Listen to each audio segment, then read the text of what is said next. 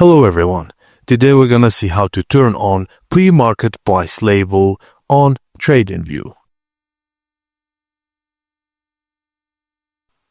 Firstly, look at the bottom right corner of the chart and click the ETH button to toggle extended hours or pre-market and after hours data on or off. If the button is not visible, the symbol may not support extended hours data. Also, you can open the chart and click on the gear icon for chart settings. Go to the Symbol tab, then find the Extended Hours checkbox and enable it. You can also customize or remove the timed shading used to highlight the pre-market or post-market areas.